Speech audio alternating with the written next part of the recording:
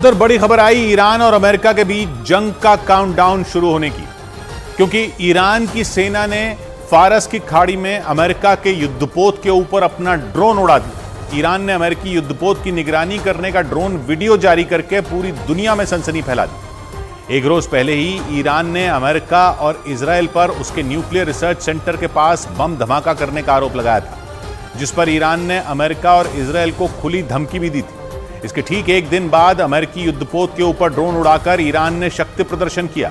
पश्चिम Asia में बढ़ते तनाव को देखते हुए अमेरिका ने फारस की खाड़ी में अपनी नौसेना की ताकत बढ़ा दी थी। खतरनाक युद्धपोत और परमाणु पनडुब्बी के साथ उसने अपनी नौसेना के खूंखार स्ट्राइक ग्रुप को तैनात कर दिया था, और ईरान के मीडिया के मुताबिक उसकी सेना ने अमेरिकी नौसेना के उसी स्ट्राइक ग्रुप के ऊपर ड्रोन उड़ाकर तहलका मचा दिया, क्योंकि अमेरिका पहले ही साफ कर चुका है कि पश्चिम एशिया में अगर ईरान ने इजराइल की तरफ आंख उठाकर देखा तो उसकी सेना कोहराम मचा देगी। लेकिन इस बार तो ईरान ने सीधे सीधे अमेरिका की गर्दन पर हाथ डाल दिया।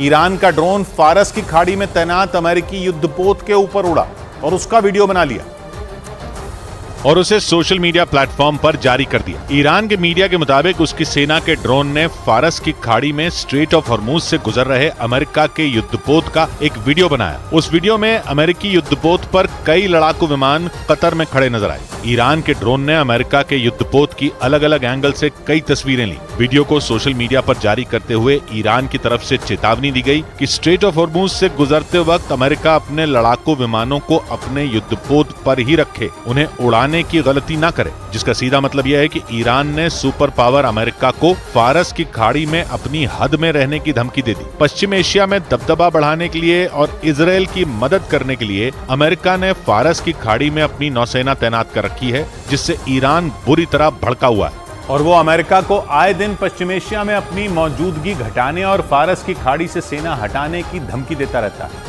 आशंका जताई जा रही है कि स्ट्रेट ऑफ हॉर्मूज से गुजर रहे अमेरिका के युद्धपोत का वीडियो बनाने के बाद दोनों देशों के बीच जंग की तलवारें खिंच सकती हैं, और माना जा रहा है कि दोनों दुश्मनों के बीच फारस की खाड़ी जंग का मैदान बनेगी। इजराइल और हमास की जंग की वजह से पूरे पश्चिम एशिया में पहले ही हालात विस्फोटक बने हुए हैं। सिर्फ एक चिंगारी पूरे इलाके में जंग की आग भड़का सकती है, और स्ट्रेट ऑफ हॉर्मूज में ईरान के कदम के बाद जो ताजा तस्वीर बनती नजर आ रही है, उसे देखकर लग रहा है कि अब तक दूर दूर से लड़ रहे अमेरिका और ईरान खुलकर जंग के मैदान में उतर सकते हैं, क्योंकि स्ट्रेट ऑफ हॉर्मूज फारस की खाड़ी के मुहाने पर है, जो कि ईरान के करीब है। फारस की खाड़ी के आसपास इराक, कुवैत, सऊदी अरब, कतर, बहरीन, संयुक्त अरब अमीरात और ओमान जैसे देश हैं।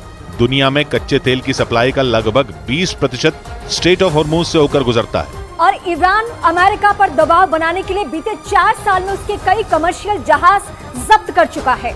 लेकिन कहा जा रहा है कि इस बार ईरान ने अमेरिका के युद्धपोत के ऊपर ड्रोन उड़ाकर उसकी गर्दन को हाथ लगा दिया, और माना यह जा रहा है कि 35 साल बाद दो कट्टर दुश्मन फिर से एक दूसरे से टकरा सकते हैं। बीते कुछ साल से अमेरिका और ईरान दोनों युद्ध की दहलीज पर खड़े हैं। हालांकि दोनों के बीच तनाव चरम पर होने के बावजूद फिलहाल ऐसी नौबत नहीं आई कि वो सीधे सीधे भिड़ ही जाएं। लेकिन बीते 3-4 दिन की घटनाओं ने दोनों कट्टर दुश्मनों को जंग के मुहाने पर लाकर खड़ा कर दिया। ईरान ने दावा किया कि 3 दिन पहले उसके इस्फहान न्यूक्लियर रिसर्च सेंटर के पास अमेरिका और इजराइल ने मिलकर धमाका करवाया था। ईरान के मीडिया के मुताबिक धमाका इतना जोरदार था कि अगर वो न्यूक्लियर रिसर्च सेंटर में हुआ होता तो पूरे ईरान में भयानक तबाही आ जाती। इस घटना पर भड़के ईरान ने अमेरिका और इजराइल को अंजाम भुगतने की चेतावनी दे डाली थी। और स्ट्रेट ऑफ हॉर्मूज में अमेरिका के युद्धपोत के ऊपर ड्रोन उड़ाने की घटना को ईरान का पलटवार माना जा रहा है। यानी 35 साल बाद अमेरिका और ईरान युद्ध के मैदान में बिल्कुल आमने सामने आ चुके हैं। अमेरिका और ईरान पहली बार 80 के दशक में भिड़े थे। हालांकि उनके बीच सीधी लड़ाई नहीं थी। उस वक्त जंग ईरान और इराक के बीच चल रही थी। दोनों ने करीब 8 साल तक खाड़ी युद्ध लड़ा था। उस लड़ाई में अमेरिका इराक के साथ खड़ा था और इराक जीत गया था।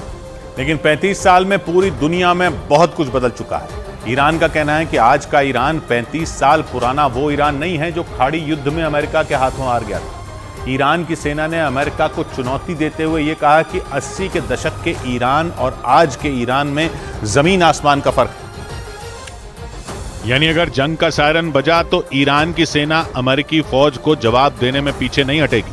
कतर के टीवी चैनल अल जजीरा के मुताबिक अमेरिका जैसे सुपर पावर को चुनौती देने वाली ईरान की सेना के पास आधुनिक हथियारों और शक्तिशाली ड्रोन का ऐसा जखीरा मौजूद है जो किसी भी जंग में बाजी पलट सकता है। अल जजीरा की एक रिपोर्ट के मुताबिक ईरान के पास 541 लड़ाकू विमान और 12 अटैक हेलीकॉप्टर वाली मजबूत एयरफोर्स है, जबकि उसकी नौसेना के बेड़े में 101 जहाज हैं, जिनमें 19 पनडुब्बियां भी शामिल हैं, जो दुश्मन को समंदर में डुबोने का दम रखती हैं। लेकिन सबसे खतरनाक हैं ईरान के ड्रोन, जो जंग के हालात में बेहद कारगर साबित होते हैं। अल जजीरा के मुताबिक ईरान की सेना के पास 300 किलोमीटर से लेकर 2000 किलोमीटर की दूरी तक मार करने वाले ड्रोन मौजूद हैं। यानी ईरान के पास ऐसे हथियार और इतनी ताकतवर सेना मौजूद है जो दुश्मन के छक्के छुड़ा सकती है।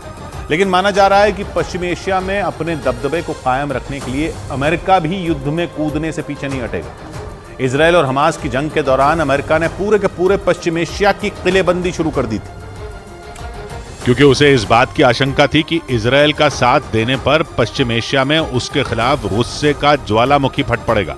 और ऐसा होता भी दिखा, क्योंकि गाजा पर इजरायल के हमलों के दौरान इराक और सीरिया में उसके सैन्य ठिकानों पर हमले तेज हो गए। न्यूज एजेंसी रॉयटर्स के मुताबिक 17 अक्टूबर के बाद इराक और सीरिया में अमेरिकी सैन्य ठिकानों पर 74 से ज्यादा हमले हुए, जिनमें 36 हमले इराक में और 38 हमले सीरिया में अमेरिकी बेस पर हुए। अमेरिका का आरोप है कि पश्चिम एशिया में उसके ठिकानों पर हमले ईरान के इशारे पर हुए, क्योंकि इराक ईरान का न सिर्फ पड़ोसी है, बल्कि इराक की सरकार ईरान के काफी करीब भी है।